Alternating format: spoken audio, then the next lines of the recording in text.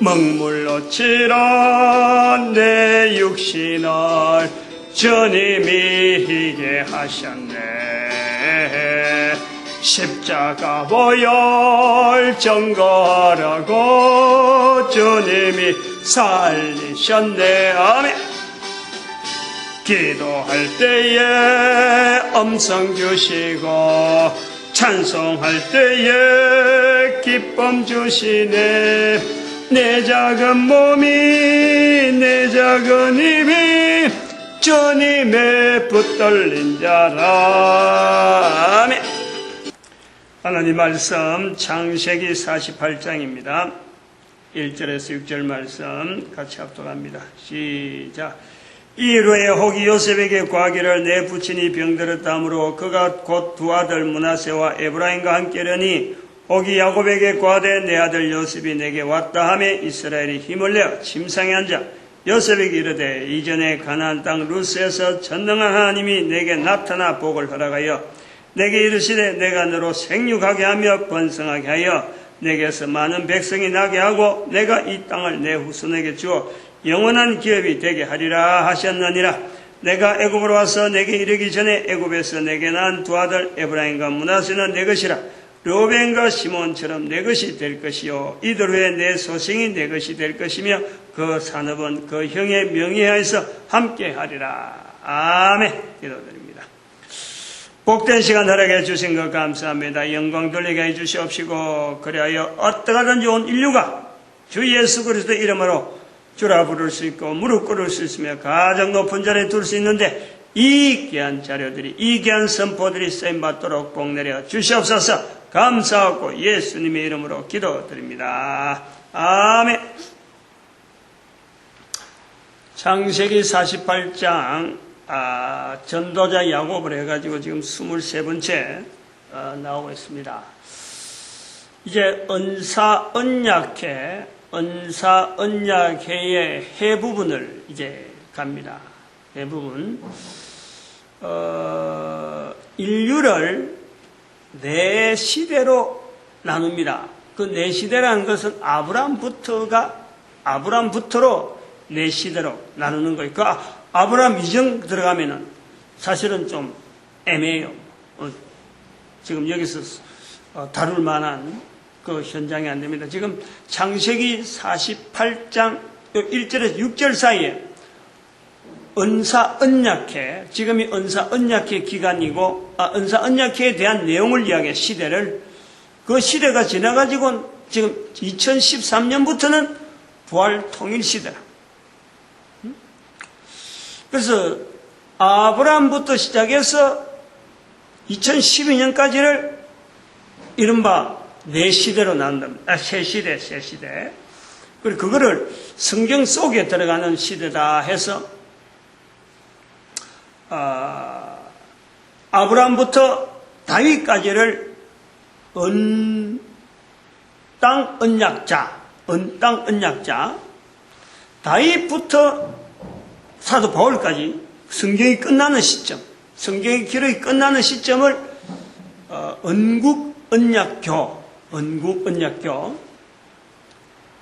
그 다음에 다윗 시대부터 2012년까지, 그러니까 성경이 끝나고부터 2012년까지를 은사 언약회. 그리고 2013년부터 부활 통일 시대라. 이렇게 해서 아브라함부터 지금까지를 네 시대, 예수님 오실 때까지를 어쨌든 부활 통일 시대 이렇게 연락을 합니다. 그래서 다음에 이 부활 통일 시대 중에서 만약에 지금부터 1000년 지났다. 그리고 2000년 지났다 하면은 1000년 단위로 1기, 2기, 3기 이렇게 나누는 것도 괜찮은 거죠. 아무튼 예수님 오실 때까지 어쨌든 지금부터는 2013년부터는 부활 통일 시대로 성경을 보는 거라든지 그런 모든 생각하고 말하는 것이 이렇게 준해야 될 것 같다 해서 지금 부활 통일 시대를 하는데 은사 언약회가 그렇게 그 앞에 은국 언약교가 있고 은땅 언약자가 있는데 은땅 언약자는 지금 본문에서 했어요. 본문에서. 그런데 은국 언약교는 다윗 시대 이후로서 사도 바울 시대 성경이 끝난 시점인데 이건 아직 안 했어요. 안 했어요.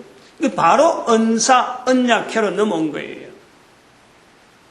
요거 마치고 이제는 언국 언약회로 해야 되는가 하고 지금 보고 있는데, 어쨌든 요 본문에서 이 나온 말이니까 정리를 해놔야 되겠다 보는데, 사실은 지금 뭐 뚜렷한 어떤 이런 내용이다 하고 막 붙잡아야 될 사건, 중심 사건도 없고, 일단 시작 들어가면 또 어떻게 될지 모르지만 지금은 그래요.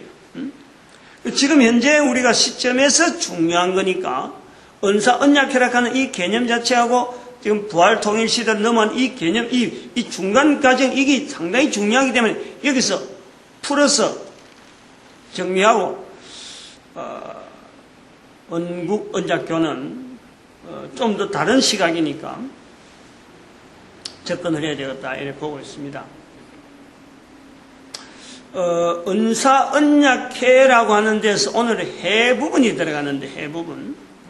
그러니까 언사 언약 해 부분이란 말이에요. 이 해라는 것은 개념은 처음에 만들 때 개념은 그랬어요. 언사 언약회라는 말을 만들 때는 그 앞에 언국 언약교가 있거든요. 그래서 그 언국 언약교라는 말을 만들 때 그 당시에 일반 그냥 개론적으로 생각할 때 다윗부터 시작해서 사도 바울 시대까지는 이스라엘 백성들이 하나의 그 왕국 중심에, 하나의 국가 중심, 왕족 이런 중심에서 남겨진 또 하나의 흐름이 뭐냐니까 교회라는 거예요. 교회. 성전 중심이잖아. 성전 중심. 그래서 이 성전이 계속해서 연결되어가는 성전 중심으로 바라보는 대제사장 제도라든지 여러 가지 제도가 안정적으로 세워지는 그 시점, 눈으로 보이는 시점이라. 이제 그 내용을 가지고 언국 언약교로 했는데, 언사 언약회에서 해는, 그래서 언국 언약교의 교는 교회라고 하는 성전 중심의 어떤 시발점, 눈에 보이도록 만들어주는, 형태적으로 만들어주는 국가 단위가 교회 위주로 해서 하나의 형성되어지는 이스라엘 민족의 어떤 이렇게 덩어리, 그것이 만들어지는 시점이라 했다면은, 언사 언약회는 수많은 교회가 지금 이스라엘 백성만들을 가졌던 그 유대교만 있는 게 아니고 기독교, 개신교, 천주교, 유대교, 이슬람교 요 전체를 하나의 통으로 해서 그 언국 언약교에 있는 교자리를 해 자리로 집어넣는 거예요. 발전이 됐다 이 말이에요. 근데 발전됐다는 것은 언국 언약교에서 그 교라고 하는 그 이스라엘 백성들의 그 자체가 워낙에 자기들이 넓히려고 오히려 막 발버둥 치는 포교 활동을 하는 워낙에 어떤 내적인 내용 때문에 이것이 언사 언약해서 그것이 이슬람교로 되고 유대교로 남고 개신교로 되고 기독교로 되고 천주교 되고 하는 요런 거냐? 아니잖아요. 쪼물어들고 어떻게 하면 배타적으로 우리끼리만 하던 것인데 결국 언사 언약회에 들어오면은 이게 교회라고 하는 그 과정이 큰 그 유대교의 바탕을 두고 있는 것이 벌써부터 유대교, 이슬람교, 개신교, 천주교 요 네 개가 조합이 되어 있단 말이에요. 어떤 그 형성이 되어 있다는 거예요. 근데 요거 외에 다른까지 엎치버리면 어마어마하게 퍼져 있는 언사 언약회의 교회의 내용을 우리가 보는 거예요. 그 물결을 지금 교회가 이렇게 많이 퍼져 있는 내용에서 언사 언약회라고 하는 교회의 형태의 전반적인 내용을 우리가 보고 그 다음에 언국 언약교로 들어가면은 이스라엘 민족의 독특한 나름대로 이스라엘 제도를 통해서 우리만 하는 게 있단 말이에요. 근데 그것을 또 언땅 언약자로 들어가면은 아버지가 자녀에게만 이르는 그 형태가 주어져 있는 거예요. 그래서 언땅 언약자로부터 시작된 이 자는 계층에서 흘러가는 요 어떤 유언이죠, 유언. 아버지가 아들에게 교육시키는, 아브라함이 이삭에게 교육시키는, 이삭이 야곱에게 교육시키는, 야곱이 지금 본문에서처럼 요셉에게 뭔가 지금 남기면서 교육시키는 요 내용의 흐름에서 자가 나온단 말이에요. 이 자가 다윗 시대에 들어가면은 언국, 언약, 교로 해가지고 교 자리에 주어지면서 좀 이래 국가 단위로 형성되어지고, 그럼 국가 단위 국민들이 이걸 가지고 자녀들에게 교훈, 자녀들에게 남기는 교회의 형태에 이어짐, 대제사장으로 말미암아 성전에서 예배드리는 그 내용이 어떻게 국민들 사이에서 이게 전달되어지는가 하는 것을 과정이 바로 해교자, 언땅 언약자의 자, 언국 언약교의 교, 언삭 언약의 언사 언약의 해에 이게 자교해 하는 흐름이 그 부분이에요. 흘러가는 거죠. 흘러가는 거. 바톤이 이어지는 그 내용이에요. 그런데 그것은 자 개념에서 교 개념만 하더라도 국가 단위로 어마어마하게 퍼져버리고, 그리고 교 단위에서 해 단위로 넘어오는데 이게 당장이 유대교 주변에만 해도 4개가 있고, 전 세계에 흩어져 있는 힌두교라든지, 티베트 불교라든지, 또 불교 세력이라든지, 안 그러면 또 토속, 종교라 하는 이 수많은 종교 형태에 있는 다양한, 이게 도대체 성경 안에 들어와야 될 내용이 될 건가 할 정도에 있는 그런 계층까지 이게 다 포괄적으로 본다는 거예요. 이 자체가, 언약회 자체가 인정을 하는 거죠. 인식을 하는 거예요. 그게 드러났다는 거죠. 드러났다는 거예요. 인류 사이에 드러났다는 거예요. 그래서 이제 이 해라고 하는 이 부분에서 연결해야 될 부분이 뭐냐니까, 인계라고 하는 건데, 인계. 인계라고 하는 건데, 언약회에서의 해 부분에서 우리가 봐야 될 부분은 부활 통일 시대라고 하는 통일 시대로 넘어가는 과정에서 인계가 될 요소, 이 부분이 이야기하는 거예요. 분명히 언약회라고 하는 과정에서의 사도 바울 시대부터 2012년까지에 있었던 사건임에도 불구하고 이거는 성경에 나타나지 않는 사건이라. 성경적인 시각으로 성경 읽다 보면 아무것도 없는 내용인데 이것을 하나의 틀로서 만드는 시각이, 눈이 어떤 눈이냐면 할 때, 나올 때 교회라고 하는 시각으로 이걸 바라보는 거죠. 교회라는 시각이 성경을 근거해서 내다보고 또 오래된 성경의 발자국을 통해서 그 흐름을 통해서 볼 때에 분명히 성경 안에 들어갈 사건으로서, 우리가 비록 기록은 아니더라도 이걸 성경 안에 들어간 사건의 내용으로 인정해주고 위치를 잡아주는 것이, 기록은 안 됐더라도 교회가 존속하는 이상은 이건 해야 될 일이니까, 교회가 바로 그 일을 맡기 위해서 언약회 과정에서 교회라고 하는 틀이 만들어진다는 거예요. 그 교회라는 틀이 범위가 얼마나 넓어야 되느냐. 단순하게 이것은 이슬람교나 유대교나 기독교, 개신교, 천주교 뿐만 아니라 여기 교회라고 하는 것은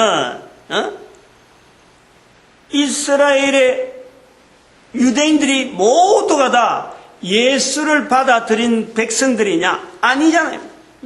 이스라엘 백성들이라 하더라도 예수님을 배척했고, 또 그 앞에 언땅 언약자의 자녀 들어가더라도 야곱이 있고 에서가 있고, 또 요셉이 있고 12 형제들이 있고, 12 형제 중에서 지대로 쓰인 형제가 있냐면 전혀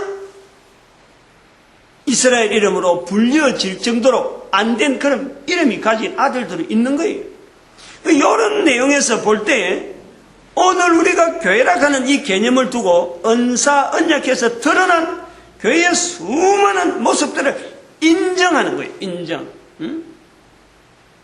하나님은 모든 사람을 구원하시기 위해서 지금 성경이 주어졌고 이스라엘 백성들이 주어졌고 또 이슬람이라든지 또 교황의 제도가 유지가 됐고 또 나중에 1517년에 개신교의 형성이 드러났고 그로 말미암아 선교라고 하는 분화가 막 주어지고 그래서 각 나라마다 교회라고 하는 인식이 다 되어질 정도로 지금 그 역사의 흐름이 일정한 방향이 보이는 거예요.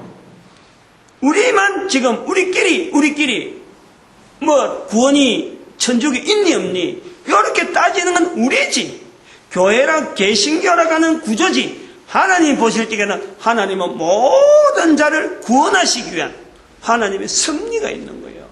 그러한 시각을 가지려고 은사 언약회라는 이 과정을 두고 여기에서 교회라고 하는 시각을 두고 성경에 미처 기록되지 못한 그까지 성경 속에 있는 내용으로 모든 사람을 구원하시길 바라는 하나님의 섭리 속에 현재 존재하고 있는 이 교회의 형태를 인정하는 거예요. 인정. 그리고 이것이 인계가 돼야 돼. 인계가 넘겨져야 된다. 어디에? 부활 통일 시대로 넘겨져야 된단 말이에요. 그럼 여기에 오늘 해라고 하는 이 과정에서 아주 중요한 요소가 뭐냐니까 은사 언약회의 어떤 부분을 언국 언약교 쪽 부활 통일 시대로 넘길 것이냐, 어느 내용이냐, 어떤 내용. 그리고 이 해 부분이 앞에 교 부분도 있고 또 자 부분에서 연결되어진 이 흐름이 뭐냐면요, 잘못이 있다는 거예요. 잘못.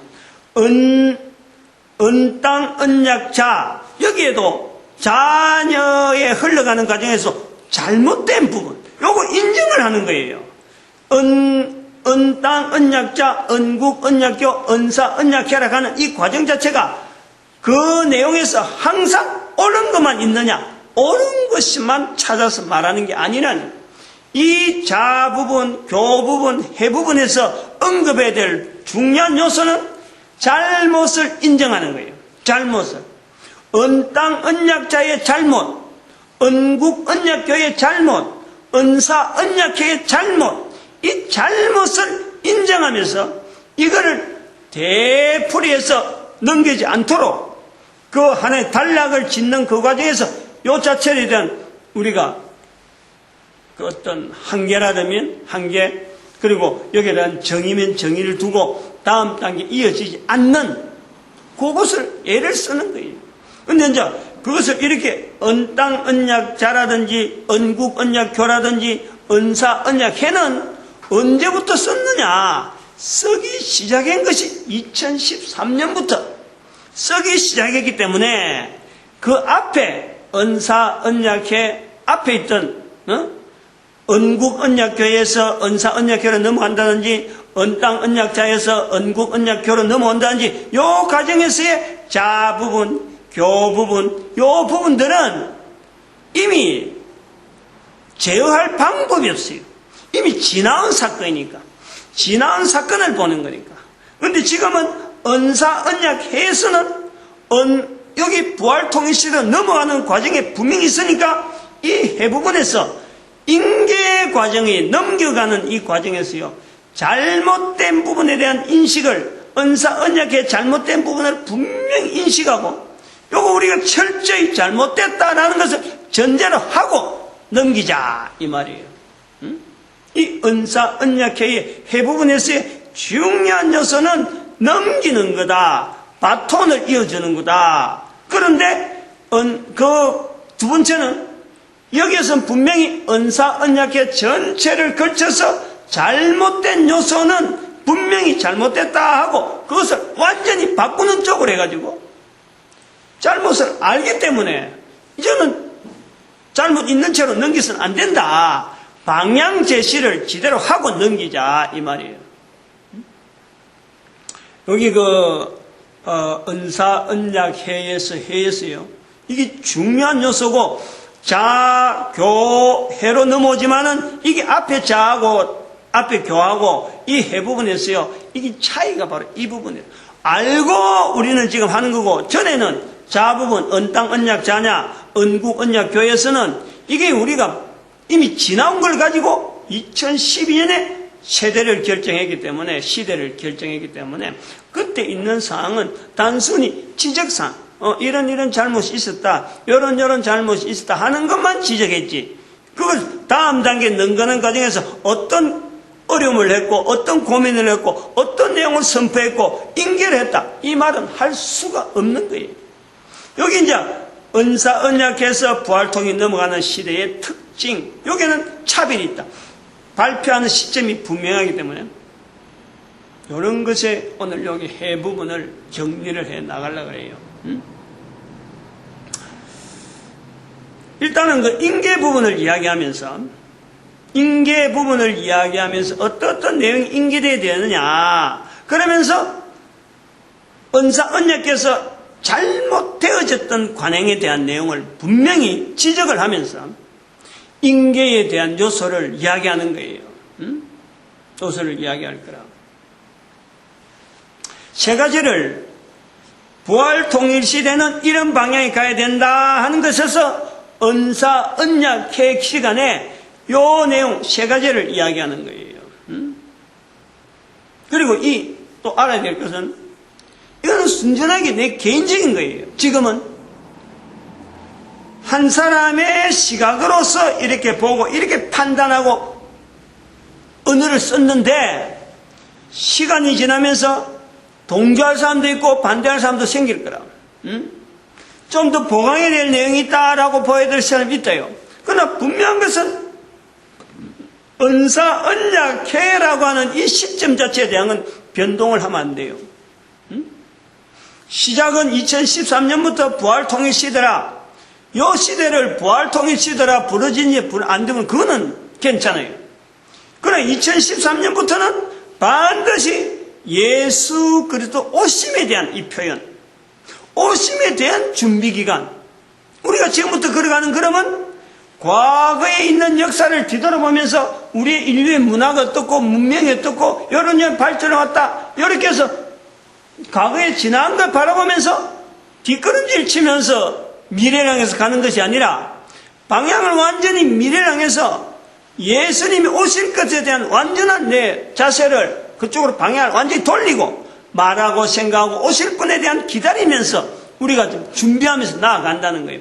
뒤에서 지나간 거, 이미 지나간 과거에서는, 이미 지나간 거에 대해서는 지금까지 바라보던 방향을 완전히 돌아서는 거예요. 지금까지 이제 그런 부분이 여기에 세 가지 요소로서 이야기한다는 거예요.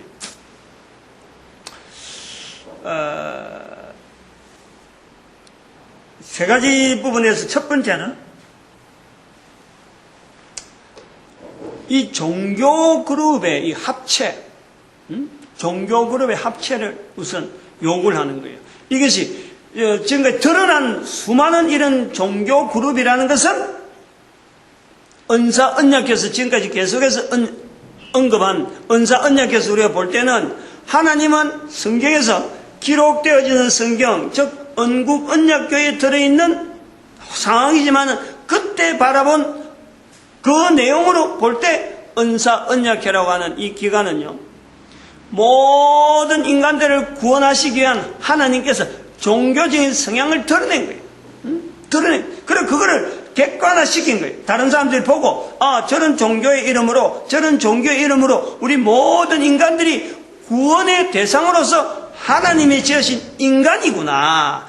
개인의 형상이 하나님 앞에서 철저하게 하나님을 향해서 바라볼 수 있는 인간이구나. 그들이 자란 상황이 피차간에 서로 몰라가지고 교통이 안 되고 통제가 안 되고 언어가 안 통해가지고 몰랐던 시대.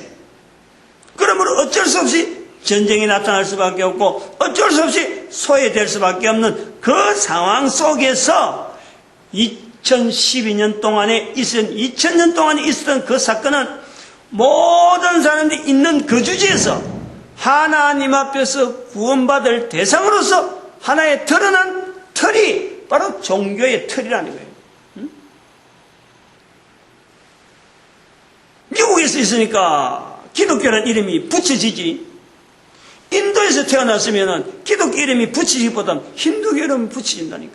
아프리카 저 오지에 있는데 그 언제 기독교 이름으로 안 붙이잖아요. 그거는 그대로 한 개인의 고유한 지원받은 한 인간으로서의 구원받을 대상으로서 열심히 발버둥 치는 모습이 기독교 눈에서 보면은, 힌두교 눈에서 보면은 하나의 미신으로 보이고 다른 종교로 이렇게 인식이 되어지고 종교란 언어를 형성시켜서 이렇게 서로 자르는 거예요. 그게 은사, 언약해서 나타난 거다. 그래 나타난 것을 이제 부활통일시대를 보하는 시점에서는 그것 전체에 그것을 일률적으로 보죠. 일률적으로 모든 사람이 구원받을 대상으로서 오시는 예수 그리스도 앞에, 재림주 앞에 우리가 모든 인간이 동일한 환경이고 동일한 상태다. 오실 그리스도 한 분 앞에 모든 인간들은 무릎 꿇어야 될 대상으로서 우리가 재림주에 대한 하나로 통일시키는 그 시대로서 부활통일 시대로 우리가 넘기는 거예요. 요 구조가 있어야 된다. 이 구조. 쉽게 나올 수 있는 말은 아니다 말이에요. 이런 말이. 그래 이게 단순하게 내가 여기서 설교 한마디 1시간 하고 이게 뭐 다음에는 잊어버리도 되고 다음에 또 다른 이야기 할 수 이런 내용이 아니에요. 잊어버리서도 안 되고 이것이 나중에 가서 변개돼서도 안 되고 여기에서 인계되는 것이 이 내용에서는 제가 바라본 내용에서 이게 하나의 이런 표현이 있다 되면요 다음 대에서 다른 사람들은 이걸 하나를 가지고 수많은 사람들이 표현은 다양하게 나올더라도 내가 한 대로 똑같은 표현을 안 하더라도 이 기조는요 틀림없이 유지가 돼요. 이게 부활통일 시대에 들어가는 거예요. 여기 해라고 하는 지금 이 은사 언약에서 하는 아주 중요한 이 시간이고 중요한 표현이라.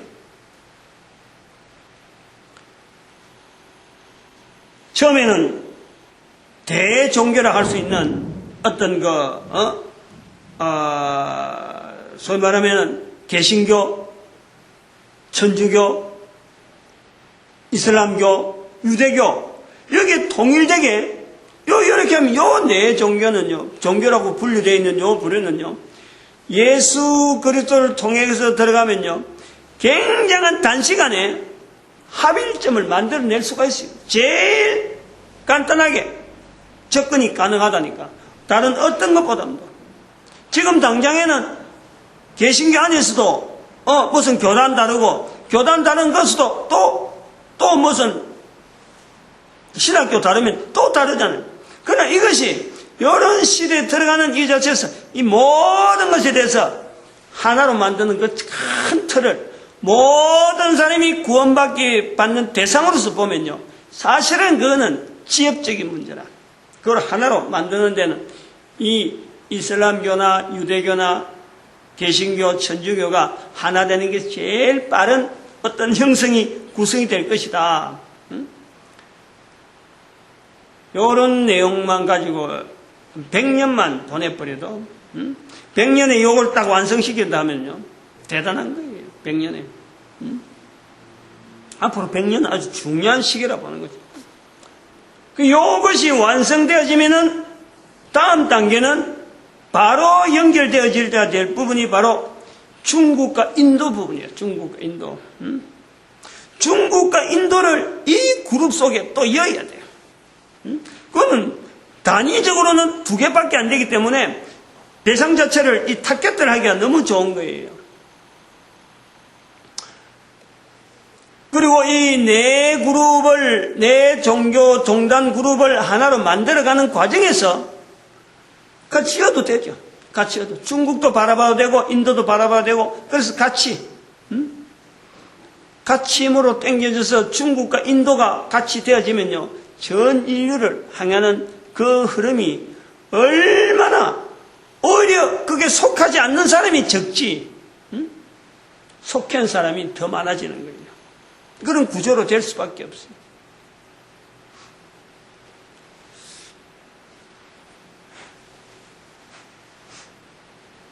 그다음 두 번째 우리가 은사 언약궤에서 나타난 현상을 가지고 부활 통일시에 넘겨가면서 하나의 이 인계사항이면서 또 지향해야 될 내용, 우리가 잘못한 부분은 뭐가 잘못했다고 이야기해야 될 부분이 있는가 하면은 국가 조직을 이 공동화로 시켜야 돼. 공동화. 국가 조직을. 지금은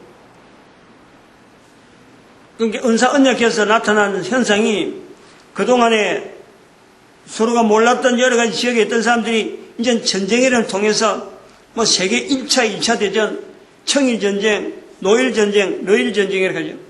러일전쟁이라고 하는 이 전쟁, 곳곳에서 전쟁의 이름으로 역사를 가지고 있는 것이 지금 2000년 세월이에요. 2000년 세월. 요 2000년 세월에 주가 되어야 될 부분이 뭐냐면, 아까는 재림주에 대한 내용으로 해가지고 모든 사람의 모든 어떤 종교 형태가 드러난 그 상황을 이제는 재림주를 바라보는, 예수 그리스도를 바라보는 오시는 예수 그리스도를 바라보는 그 방향에서 우리가 보자 하고 있었는데, 여기서는 모든 국가, 지금 단위가 전부 국가 단위로 형성이 되고 그걸 인정을 하는 거예요. 옛날에는 뭐 국가 단위 아니가 힘 있는 나라 가서 막 통합을 시켜가지고 이거 우리나라라, 우리 땅이라 하면 선포하면 자기가 선포하면 끝나는 건, 지금은 그게 아니에요. 자체에서 주권을 가지고 있는 어떤 민족 단위에서 우리가 우리나라대로 국가 형성하겠다 하면 꼭 국제사회가 인정을 해준단 말이에요. 그런데 이런 난립되어 있는 니도 국가 나도 국가 하는 이 국가들, 그거 자체 인정해주면 좋은데, 이 국가들에 대해서 모든 국가가 국민들 하여금 국가 단위로 지향하도록 지금 정신적으로 교육시키고 막 이렇게 모으는데, 이 모든 개인의 국가도 다 마찬가지고 개인도 마찬가지고 결국 주인이 누구냐라는 거예요. 주인이. 인류사의 전체에서 개 국가마다 이게 뭐 다양한 어떤 정신교육이나 안 그러면 민족 단위로 뭔가 국가를 지향하는, 국가가 유지되어야 될 여러 가지 내용을 이야기하고 있지만, 모든 인류가 공통적으로 주인이 누구냐 하니까 주인이. 그 주인을 향한 충성, 주인을 향한 중심에서 국가 단위를 가지고 주인을 어떻게 인정할 것이냐 하는 것을 찾아내야 되는 거예요. 그것을 또 지향하게 해야 돼요. 국가의 주인이 없어요. 지금은 모든 국가에 국가의 주인이 누구다라고 말할 수 있는 것이 아무것도 없어요. 뭐 국가의 주권은 국민이다 라고 하지만, 국민이 그렇게 이야기를 말하는 것은 하나의 정치 구호지. 국민이 그걸 듣고, 그래, 내가 국민이 주권이다 그래가지고 주권이 우리에 나온다 해서, 그래서 국민이 그 주인이라 해갖고 주인으로서 할 수 있는 일이 없잖아요. 뭘 갖고 해서 투표 한 장 하는 것 갖고, 그거는 개인이 투표권이지. 정치하는 투표의 어떤, 거기서 국민들의 참여 때문에 주권이라고 말할 수 있는 거지. 주인이 없어요. 정치하는 사람들이 국민들에게 주인이다 하고 주권을 거다가 국가 간에도 분쟁이 생기고 국가 간에 어떤 전쟁이 막 생기는 이런 것도요. 알고 보면은 이게 우리 땅이고 이게 우리 끼라는 거죠. 우리 끼. 주인 자체, 이 지구 땅덩어리 자체가 모든 것이 지어져 있는 거, 모든 것이 한계가 있고 인간들에게 맡겨진 건데, 그 속에 있는 인간들이 여기다 선을 그어고 우리 거니까 이런 시대를 가져가지고 전쟁이 은사 언약회, 그 전에 뭐 언국 언약자, 이 모든 것에 가보면 이 자기 거 싸움이에요. 자기 거. 정작 주인은 딴 데 있는데, 딴 데 있는데 우리 끼라는 거지. 우리 거. 내 거라는 거지. 이거 우리 섬이라 하면서 주장하고 신경전 버리고 이거 우리 땅이라고 하고 선 끄고 38선 끄고 막 이래 있는 거예요. 이런 개념을 주인이라 하는 개념 자체의 주입을 통해서 온 인류 가운데 내가 살고 있는 이 땅덩어리, 내가 지금 몸을 누리고 있는 내 몸뚱아리, 내가 지금 주어져 있는 내 환경, 이 모든 것에 주인 되어지신 주인 계심이, 주인이 계심에 대한 이 공통적으로 여기에 나를 만드신 창조주, 바로 그분이 나의 주인이 바로 하나님이라 하네. 하나님. 그분을 부를 때에 하나님이란 언어로서 우리 한글 언어가 어마어마한 역사를, 어마어마한 자리를 가지고 있는 거예요. 하나님, 하나님. 아주 간단하면서 여기에 어떻게 보면 우리 피조물이 모든 인간들이 주인 되어지신 그 하나님 앞에 고백할 수 있는 그 표현력이 우리 한글에 있다. 청일전쟁이 왜 한반도에서 일어날 수밖에 없느냐? 왜 대륙국가와 왜 해양국가의 충돌이 청일전쟁이 일어나가지고 한반도에 일어날 수밖에 없느냐? 왜 우리 대한민국이 중재 역할을 할 수밖에 없느냐? 5,000년 역사 가운데 홍익인간이라는 언어를 계속해서 우리는 익히고 있는 중에 한글이라는 것을 우리가 찾아 누리는 거예요. 한글 속에서 가장 자랑할 수 있는 언어는 바로 하나님입니다. 하나님. 우리가 대한민국 사람이 한글을 쓰는 사람이요, 하나님이라는 언어를 한글로 쓸 수 있다고 하는 어땠어요? 이걸 전 세계 모든 국민들에게 모든 언어를 이 단어를 가지고 통일시킬 수 있는, 주인에 대해서 통일시킬 수 있는 언어를요 우리 대한민국이 가지고 있는 거예요. 대한민국이 가지고 있다. 이거 지금 이 설교 1시간으로서 이게 넘겨가면은 참 그전에도 여러 편에서 비슷한 설교를 좀 하긴 했습니다만은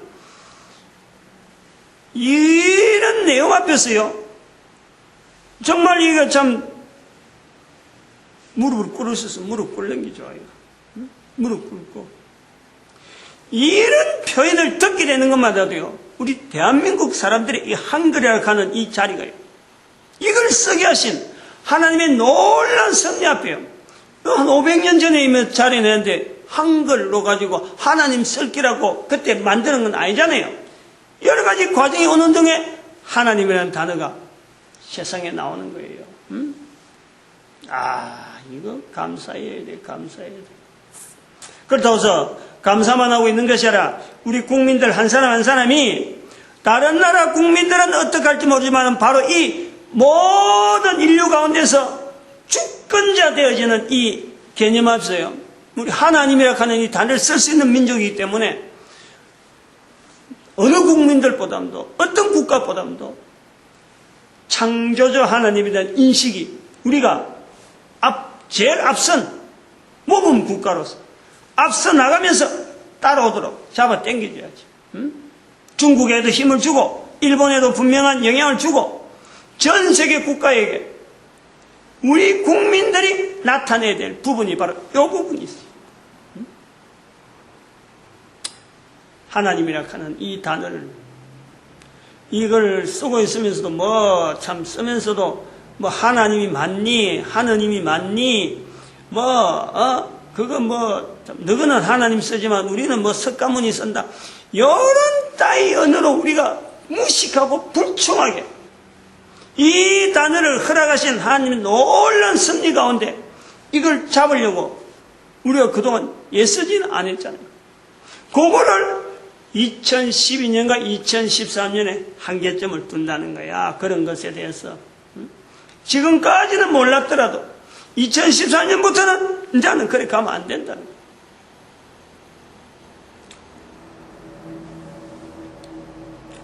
그 다음에 세 번째, 은사건약해서 언국 부활 통일 제도를 이제 넘기는 과정에서 우리가 세 번째, 요거 하고 또 나머지 또 하나 더 1, 2, 3 하고 나머지 또 외에 다른 거 하나 더 해야 되니까,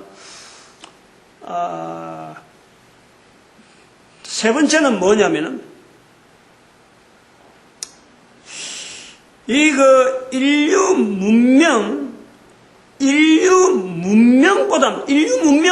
문명의 발전하고 막 인류가 막 나아가는 방향을 인류 문명으로 향하는 방향보다도 인류 공존을 먼저 고려해야 되는 거예요.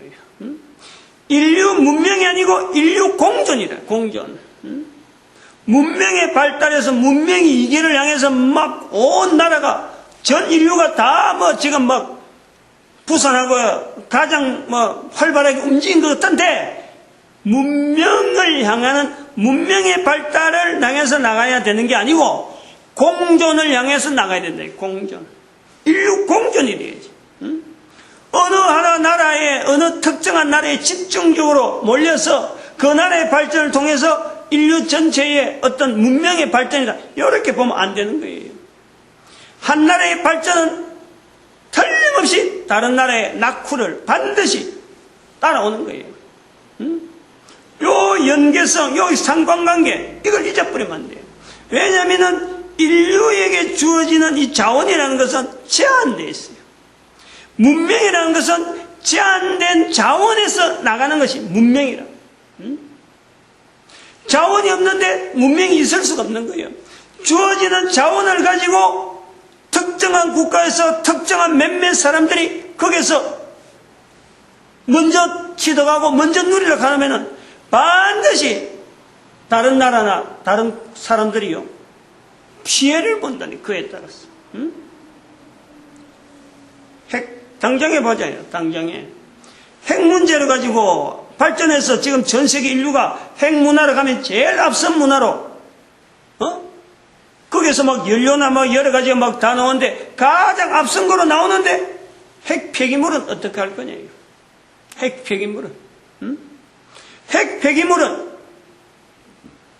그것 때문에 앞선 나라가 발전하면서 핵으로 말미암아 그 우위를 다지고 있는 그 국가적인 위상 때문에 그럼 상대적인 떨어져 있는 국가는 도대체 무슨 국가냐 말이야. 거기는 사람이 안 사나.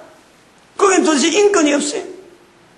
그래서 인류 문명이 아니고 인류 공존의 방향으로 문명이 뒤처진다 하더라도 공존을 우선적으로 해야 돼요.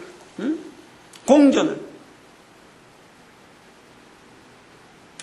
이런 개념으로 나가요. 이런 개념. 그래서 18세기에 있었던 그 산업혁명은요, 그 시대의 산업혁명으로 끝나는 게 아니고 지금도 여전히 산업혁명의 영향을 받고 있는 거 우리가. 그 산업혁명은 18세기 끝난 게 아니라 그때부터 외치기 시작한 거지.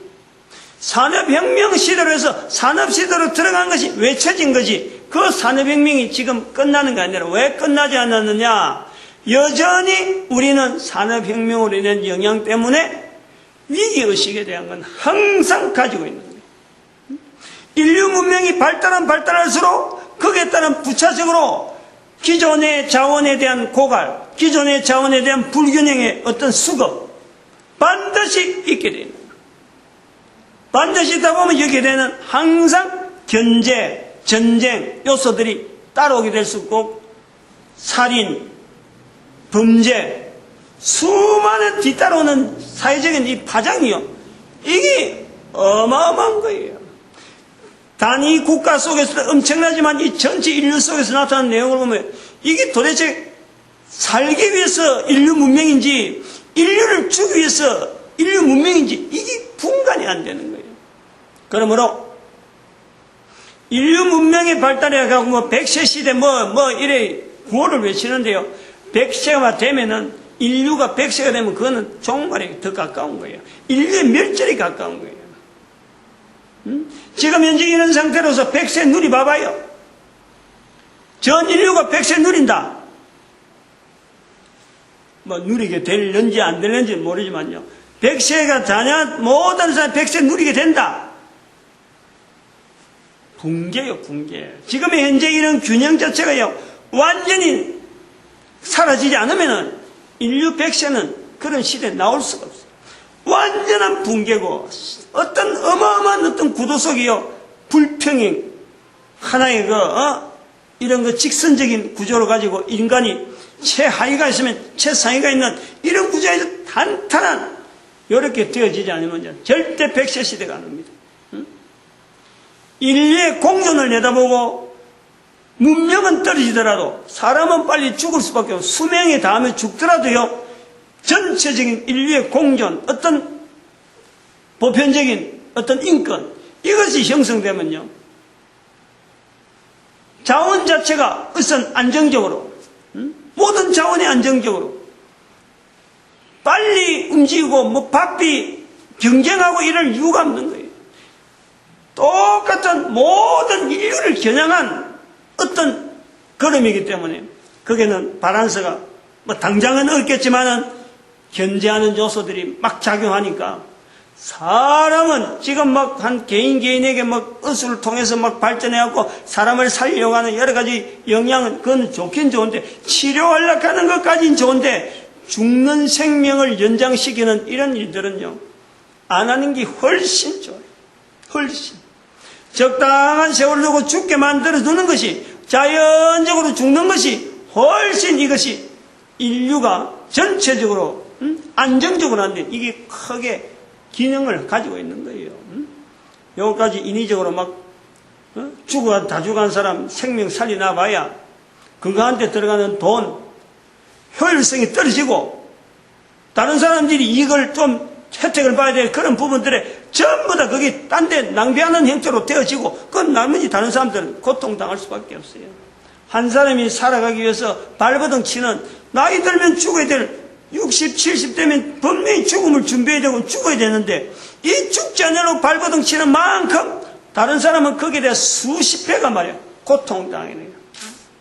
이런 공존의 개념. 그러므로 나이 들어서 내가 죽는 것은 자부심을 가지고 당당하게 죽어갈 수 있는 우리 인류사를 만들어야 돼요. 그래서 그것이 나오더니 뭐냐, 인류 공존을 향해서 나가는 그 자세에서 나오는 것이 모든 인류에게 바로 11조 제도를 실시하는 거예요. 모든 인류 사이에 주에 대한 개념이 들어가지만은 우리가 살아가 있는 우리 전체가 하나의 공존되어야 돼요. 그게 공산이라는 개념이 들어가는 거예요. 공산. 이 공산이 지금 중국이 쓰고 있잖아요. 그렇게 그 중요한 거예요. 그런데 중국은 그걸 써도 지금 이게 뭐가 좋은지 모르고 있는 거예요. 이 한국 사람 목사로서 하나님이라 하는 이름을 가지고 전 세계 인류 가운데 한글을 써야 되는, 쓰게 만드는, 바로 다른 단어는 우리가 한글 단어 중에서 다른 거는 몰라도 좋은데, 온 인류의 입으로서 하나님이란 이 단어 하나를, 한글 속에 나오는 이 단어 하나를 전 인류 가운데 통일되게 만드는데 한글이 분명히 쓰일 것이다. 이런 기능을 가진 한글 단어를 쓰는 한국 목사가 공산에 기본되어지는 그 근저리까지, 그래서 지금까지 오랜 시간 동안 이 공산을 많이 다룬 거예요. 바로 11조 제도. 11조 제도 10중에서 꼬랑지가 있는 게 아니고 가장 귀한 건 하나님 앞에서 우리가 고백하는 거예요. 하나님이 내 거다 하는, 주인이다 하는 그 고백을 내가 몸으로 나타내고 실제로 나타내는 것에서 이 11조가 가장 중심을 가지고 그걸 드리는 거예요. 지금 금융권이 발달하고 인터넷이 발달하기 때문에요, 11조, 전 인류가 11조 하게 되면요, 공존이란 이거는요, 얼마나 쉽게 되는지 몰라요. 인류 공존이.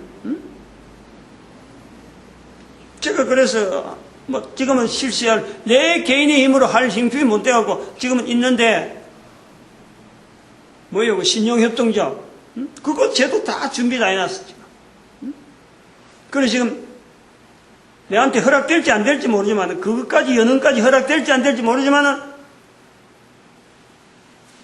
나름대로 그 11조 통해서, 신용협동조합을 형성하려고, 지금 그런 제도에 대한 여러 가지 불합리 안 그러면 운영하는데 어려운 게 뭐가 있느냐 하고 보니까 하면 안 될 게 없는 거지. 인터넷이 발달해갖고 아니야말로 유령회사도 무슨 컴퍼니 페이퍼 컴퍼니도 운영되는 시점에서 이런 제도가 얼마나 잘 될 수 있는지 인터넷을 통해서요 엄청나게 우리가 그러니까 한쪽에서 인터넷을 통해서 막 혜택을 보고 막 나가는데 저 오지나 이런 데서는 인터넷이 전혀 혜택이 없는 거예요. 그러나 11조 제도를 통해서 저들의 생활, 저들의 삶 자체를 평준화시키는 데는 전 세계에 있는 어떤 그 생산 물질들, 그리고 자원들, 이게 안정적으로 통제가 분명히 되면서 전 인류가 통제하는 그 구조 속에 들어가면서 전 인류를 공존화시키는데요. 우리가 이 11조 제도를 통해서 확인되어지고 내가 직접 누리는 거 아니에요. 내가 직접 어떤 그거다 기여를 하는 거고 내가 직접 누리는 거예요. 한글에 나오는 하나님은 주인 되어지는 그 의식을 우리가 일깨워주는 거라면 11조 개념은 실제로 내가 실천하는 거예요. 실천. 말만 하고 의식 끼워주지 못해. 실제로 몸이 움직여져야 되고 전 인류가 같이 움직여줘야 되는 이런 내용을 하는데 우리 한국에 지금 현재 박근혜 대통령에 나온 이 상징성, 여자 대통령, 우리나라 대통령으로서는 처음이고 그리고 처녀잖아요. 그 상징성이 얼마나 귀한지 몰라요. 그러한 순수한, 소위 말하면 순수한 인류 공존을 위한 여왕제도. 국제연합이 나오고 하는데도 불구하고 국제연합이라는 것은 어떤 이 정치 위주로 나간다 하면은 인류 공존을 위한 어떤 전 인류의 어떤 제도 하나가 있으면 이게 여왕제도를 통해서 이 부분에서 국제연합을 견제하는 하나의 제도가요 필요하다는 거예요. 그런 구상을 하고 지금 이야기하는 거예요. 돈만 내는 게 아니고 이게 전 세계 가운데 그런데 인류 공존이라는 이 제도는 이게 반드시 유지되어야 되고 실시되어야 되기 때문에 국제연합이라 하는 이거는 정치적으로 어떻게 보면 이 구조적으로 나가는 거예요. 그러나 여기에 대한 어떤 견제 세력이 분명히 하나 여기에 버금갈 정도로 견제 세력이 있어야지 가만히 놔두면요 안 돼요. 하나만 놔두면 안 된다니까. 그것이 우리가 알잖아요. 교황이라고 하는 제도를 두도 교황이 막 힘이 좋으니까 거기서 전쟁을 일으키는 거예요. 그게 언사언약해서 우리가 봤다는 거예요. 우리 대한민국의 이 상징성이란 대한민국이 현재 2012년, 13년 넘으면서 나타나는 이 구조 속에서요, 전 인류를 하나의 포함을 해서 포용할 수 있는 이 여러 가지가 상징성이 우리는 다 있다 보니. 그 2012년 12월에 대통령 선거가 있었잖아요. 12월 19일인가. 2012년 12월 19일. 아니야버린 이유가 그때 내가 책을 만들어. 그때까지 내가 책을 만들어야 되라고 내가 얼마나 애를 썼는데 결국 못 나오고 책이 결국 지금도 계속 지금 가필 또 막 바꾸고 막 여러 가지 조정하는 과정이 있어. 이 내용을 지금 요래 이야기했고 인류 문명의 지향보다도 인류 공존이다 하고 11조들 이야기하면서 제가 이 멘트를 하나 남기고 끝을 내겠습니다. 문명은 나아가면은 문화를 남깁니다. 문화. 요즘 우리가 옛날 문화 속고 문화에 집착하는 것은 그 당시에 문명이 있었다는 거예요. 그리고 이 문명이 지나면 또 지금 자리가 바로 문화가 되는 거예요. 문화는 과거로 나아가면은 문명은 미래로 나가는 거예요. 그럼 요 내용을 구조를 봐가지고 문화라고 하는 것에 집착하면 안 돼요. 남겨진 문화에 대해서 집착하면 안 돼요. 수많은 문화가 하나로 모아질 수 있는 것은 바로 인류 공존이라고 하는 이 문화가 유지가 되는, 계속해서 유지가 되는 것이 좋지, 이게 막 나아가면서 나중에 특별한 문화로 나와버리면은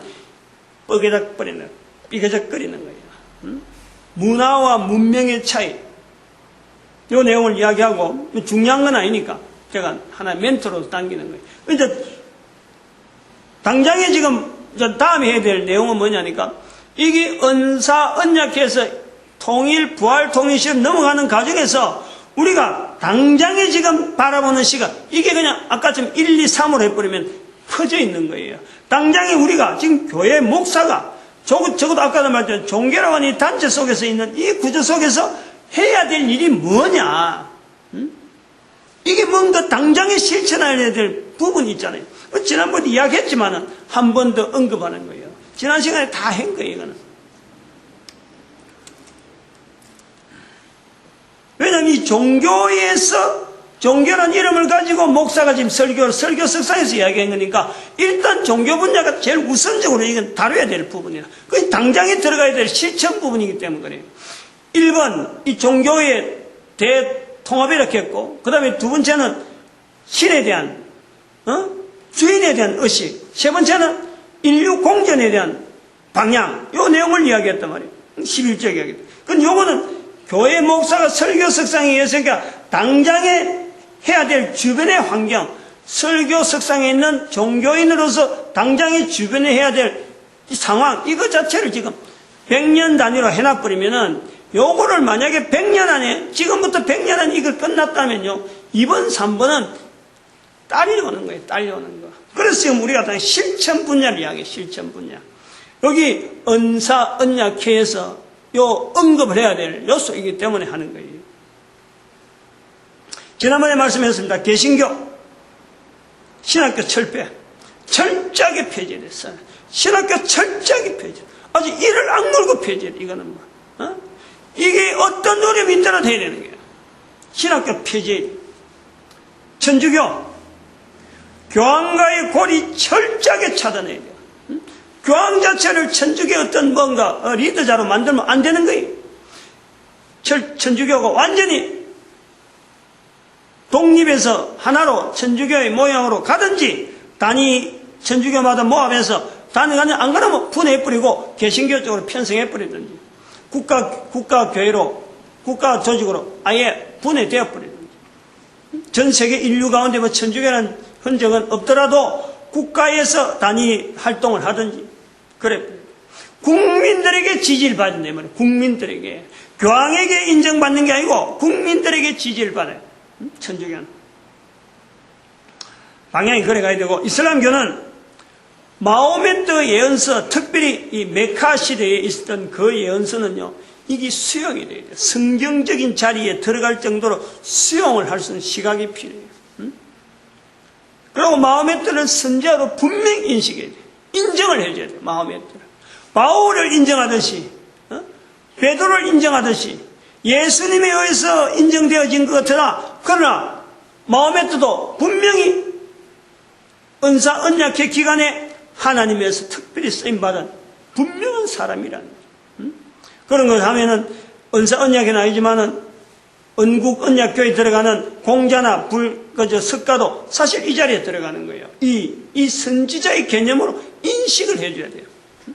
과거에 살았던 사람, 히브리서에 나오잖아요. 옛적에 여러 가지 모양으로 선지자들을 사용하신 하나님.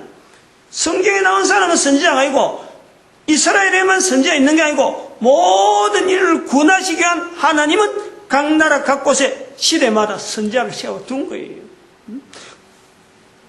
이렇게 말하는 본인도 저도 어쩌면 다음 시대에 오래 지나지만 이런 석상에 보면 반드시 선지자라니까. 그 선지자라는 것이 어려운 것이 아니라 지금 살아있는 내가 100년 지나면 다 조상이라. 조상되지 않는 지금 살아있는 사람이 있나요? 다 조상되잖아. 조상될 수 있는 근거는 뭐냐? 자기 자손들을 남겨야 돼요. 자기 자손 남기면 조상되는 거예요. 선지자 되어지는 건 뭐냐? 하나님께서 모든 인류를 구원시키기 위한 분명한 섭리에 쓰임 받는 사람은 반드시 그건 선지자로 불러줘야 돼. 어떡하든지. 이슬람교의 마호메트가요 제일 1순위가 들어가야 돼. 여기는. 그 다음 유대교 그리스도를 버렸지만은 그리스도는 여전히 저들 가운데 주라 부르기를 기다리고 계시고 1945년에 그 사건에 분명한 사건의 어떤 역사적인 계시적인 사건으로서 그리스도께서 버리지 않았다. 임마누엘 대탁한 그 고백을요 유대인들은 해야 돼요. 유대교는 그 고백을 해야 돼요. 바티칸 시티 공화국 제도, 이거는 지난번에 말씀했지만은, 참 18세기 산업혁명 이후로 1914년 1차 대전 일날 때에 그 상황 자체가 여기에 분명히 교황이 관여를 한 흔적들이 있어요. 제가 정리해놨어요. 프랑스의 정교 분리 선언, 그 다음에 영국과 불란서의 불가침 조약, 그 다음에 영국, 불란서, 소련의 불가침 조약이 있고 난 뒤에 1차 대전이 생겨서 이런 상황의 조합이 되어가지고 사소한 전쟁 같았는데 이게 1차 대전까지 오랫동안, 그리고 수많은 사람이 죽는 그런 상황이 되어지는 그 뒤에 교황의 자리가 있다는 거예요. 그런데 그런 걸 모르고 국제연맹이라 만들어놓고 보니까 이 국제연맹이 오래 못 간 이유가 1929년에 교황과의 이태리 사이의 라테란 조약, 1931년에 나치와 교황과의 나치스 조약, 이런 조약 때문에 1939년에 2차 대전이 생기는 거예요. 그때서 비로소 교황의 자리가 더 이상 가면 안 된다 나온 것이 국제연합이에요. 응? 이 내용이 있는 거예요. 여기서 그래서 우리가요, 이 국제연합의 출연이라 하는 이것에서 교황의 자리가 반드시 물러서야 되고, 물러선과 동시에 여왕제도의 신설이 반드시 대도가 돼요. 응? 견제가 있어야 돼요.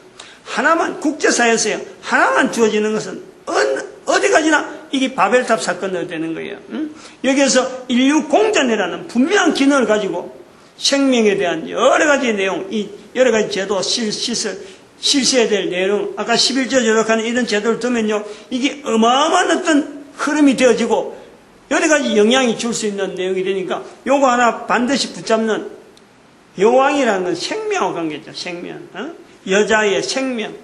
생명하고 관계 있으니까 여기에서 공존에 대한 이 부분에는 국제연합 대신에 어떤 견제 세력이 있어야 된다. 이게 현실적이기 때문에 그런 거예요. 예수님 오시고 나면 다 필요 없는 거예요. 예수님 오실 때까지 여기를 향해서 부단히 나아가야 될 그런 하나의 과제와 같고 숙제와 같은 내용이다 하는 것을 오늘 여기 이 언약회 해부분에 말씀을 드립니다. 언젠가는 조상이 되어져야 되기 때문에 또 조상으로서 남기는 하나의 유언이기도 하는 거예요. 쓰시는 분명한 흐름을 분명히 알고 하는 거니까,